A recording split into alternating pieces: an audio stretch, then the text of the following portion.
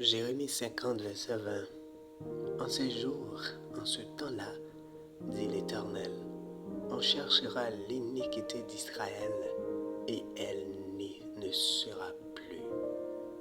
Le péché de Juda, il ne se trouvera plus, car je pardonnerai au reste que j'aurai laissé.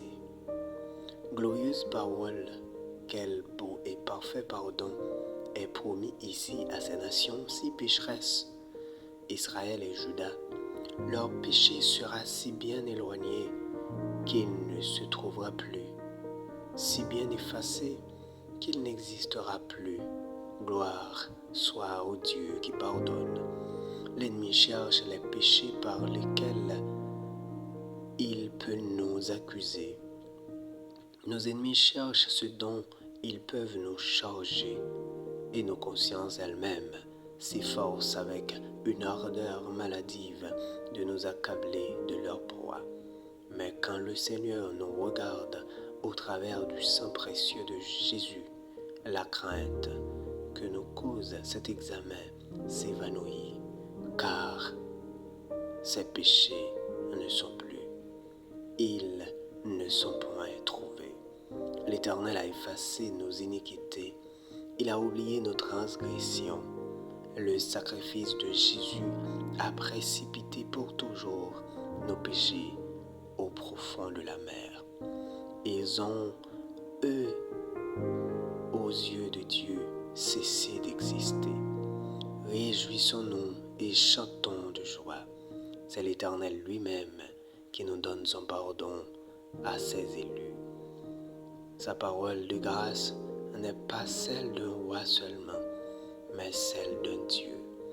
Il donne l'absolution et nous sommes absolus. Il considère nos crimes comme expiés en Christ. Et dès cette heure, il n'est plus de condamnation. Non, il n'a plus de condamnation pour nous. Béni soit le nom de Dieu qui anéantit ainsi nos péchés. Prions le Seigneur. Ô Dieu, Père des lumières, la vraie lumière vient de toi, c'est le Christ. Lumière du monde que tu as envoyé ici-bas pour illuminer nos vies. Envoie maintenant cette lumière dans nos âmes afin que nous te connaissions. Qu'en te connaissant, nous t'aimions et que par ton amour, nous parvenions à faire pleinement ta volonté.